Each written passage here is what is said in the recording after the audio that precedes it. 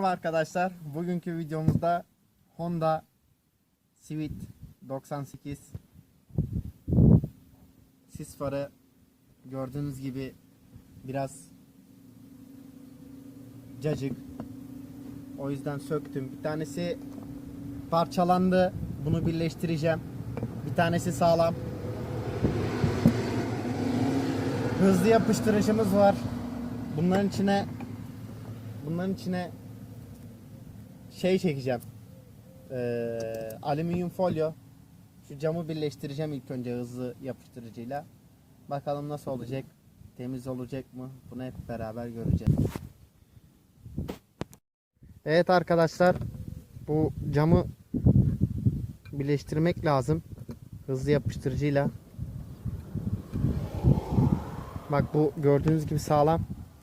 Bunu yapacağız. Düştü. Yukarıdan düştü.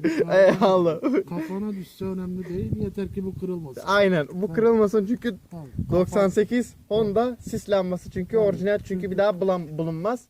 Kafa bulunur, cam bulunmaz. Aynen abi. Evet arkadaşlar, gördüğünüz gibi bunlar oksitleme yapmış. Bunları temizleyeceğim. Bunu iç aynası şuradan çıkıyor. Bak. 1 2 Burada yok. Düşmüş. Bu aynı temizlenecek. Bunu temizledim.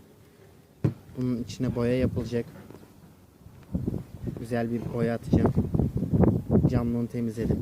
Önemli olan bu silikonları buradan çok detaylı bir temizlemek. Böyle lak diye otursun bak. Bak şimdi. Hadi bakayım. Otur bakayım. Ne oturdu? Bak. Camımız kırık. Şuraya da küçük bir parça kaynak yapacağım.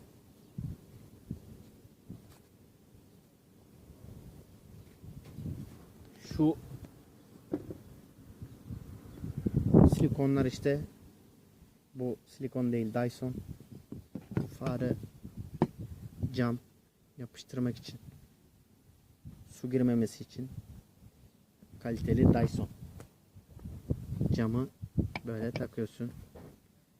Bir sonraki videoda yarın inşallah bunların içini boyamı göstereceğim daha detaylı.